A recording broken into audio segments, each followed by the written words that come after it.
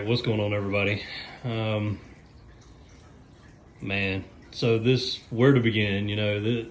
I'm still battling dinos. I know some people have said that, it's a process and takes a long time to get rid of them. Some people have said they've gotten rid of them in a week to 2 weeks. It just, I guess, varies, especially maybe by the type that you have. I still haven't purchased a microscope to see what actual type I have. If you've been following along, I've been treating these things so many different ways. I bought the mini UV sterilizer and tried that for a couple weeks. Didn't seem like it was doing anything, so I took it off, which, I mean, nobody needs to comment on that. I know it's undersized for this tank. I think it's like a 15 watt, I think, and this tank needs like a 20 or 25 or something like that for the size. But I never really use UV sterilizers, and I didn't want to continue using one long term, so I bought it really just for this, and I didn't want to spend $500 on a nice UV light and setup. So what I'm doing now, I've tried the UV light, I've tried the Dr. Tim's Dinoflagellate treatment, I've tried the Dino X, and then I've tried a treatment that Reef Dudes had posted. So basically, I'm kind of combining some things, and I'm going to try my best to get this knocked out. So I'm doing a 3-day blackout, and by blackout, I'm not wrapping the tank, but I'm just not running the lights at the same time. This room, I have windows behind me, but I'm going to draw the curtains, and I don't think a lot of lights going to come in here. So this is day one of what's going to be blackout time. So I've got the UV sterilizer back on there. For what good it'll do, we'll see. I'm just hoping it'll help. But I'm also incorporating some other things that I've read and seen others do. I'm continuing with the Dr. Tim's Waste Away. A lot of people have agreed, or different treatments have agreed, that using it is a good bacteria to help fight off dinos. So I'm continuing. I've got a large bottle of Waste Away. I'm continuing to dose that. I'm also, to help it flourish, I'm also doing vodka dosing. That's kind of been recommended to help the bacteria, I guess, really take over or whatever it does. I also read a thing saying that, I think it was on the Reef Automation channel, he was talking about that he basically got rid of his just by doing two things. One, injecting micro bubbles into the tank, so doing that micro bubble skimming, and then adding in live phytoplankton, like heavy doses of that. And I think he said that got rid of his. So got the UV sterilizer going. I've got the Dr. Tim's Waste Away. I've got from Algae Barn 2 large bottles of the live phytoplankton that I'm going to be adding heavy doses of that to the tank. And also, I don't know if you can really see it, but the whole tank's full of micro bubbles. I'll show you what I did to produce that. So I'm going to try to hit it hard with this. In treatment and all this, I've already killed all my corals except for, a couple things. So this has been a crazy thing. I've never had to deal with it before. It's been an absolute pain in the butt. I'm tired of it. I'm ready to get rid of it. I just went ahead just to have it on hand. I ordered another bottle of Dino X.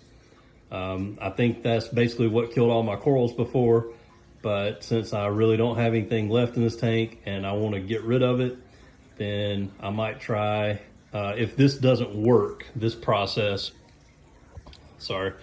I may try another dose of it, and before I was dosing by the recommended amounts, I might try a little bit heavier dose.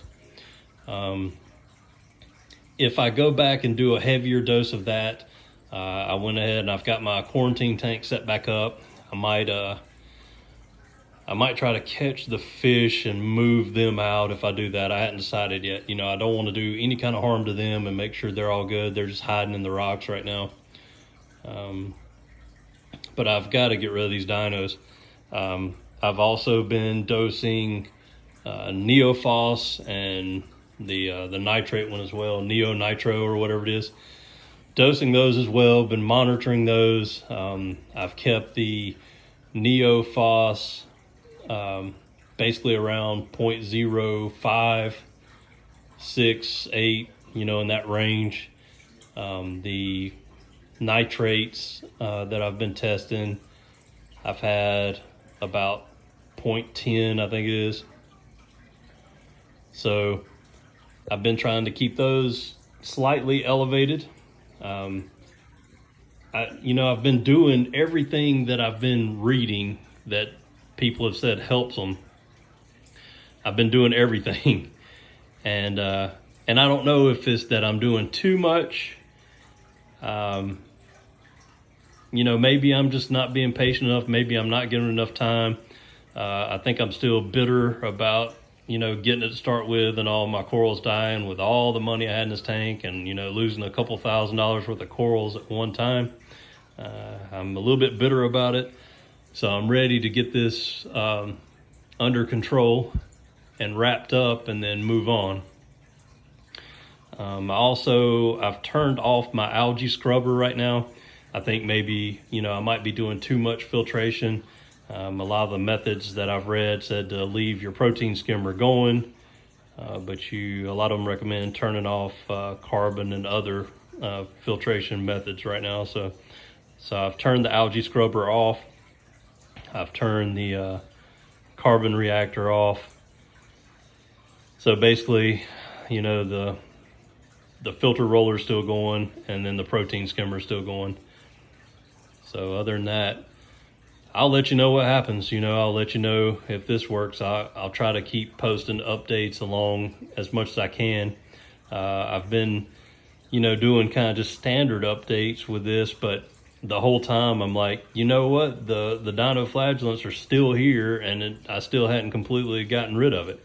It looks at times like it's dying off and that I've almost gotten rid of it, and then it'll pop back up. I'll start seeing it in the sand again, and you can see it just right here. Like it's in the sand. It's not on the rocks at all. So I forget the name. There was one particular type that, most people said really does infest the sand bed and stays in that. And then if you do the blackout period is when it starts releasing in the water column, and that's when the UV sterilizer is supposed to help. But I don't know. We're going to try a combination of all this stuff and see if we can finally kick this. I'm just so over it. I'm ready for this to be done. I'm ready to get my tank looking good. I'm ready to quit having to do all these steps. I'm ready to get some corals in here. I miss seeing all the corals that I had. I really hate, that I lost the torches and the blastos, all that stuff that I had in there. So anyway, that's the update on this tank for now, and I'll keep you posted. Let me know if you have any questions about anything. I will climb down here and I'll show you the cheap little air pump I have set up, and I'll go ahead and tell you what it is. It's one that I found on Amazon. It's made by Hydor. It's a super small little thing. It's like the size of a silver dollar almost. And it's extremely quiet. It doesn't pump out a mass amount of air, but for doing this, you don't really need a mass amount. So I'll try to get some shots so you can see all the micro bubbles in the tank. The whole tank's full of micro bubbles. So we'll see if that helps or actually does anything. Somebody had stated that the one, dinoflagellates don't really like all the excess air in the tank, so I guess it helps combat it that way. And then also the air, the micro bubbles all through the water, I read that it kind of works like a protein skimmer almost, and helps attach to the dinos and pull them to the surface. That way they're skimmed off the top and can be picked up by the filter. So we'll see if that's true. But yeah, here we go. Still, I don't even know how long it's been now. Still combating this, and we'll see what happens. Okay, so it was recommended to use the wood air stones. I guess it produces finer micro bubbles. I saw where somebody put theirs in the tank, right in front of the return, so it just gets blown around the tank. But then a couple of people said you wanted to put it in the sump itself.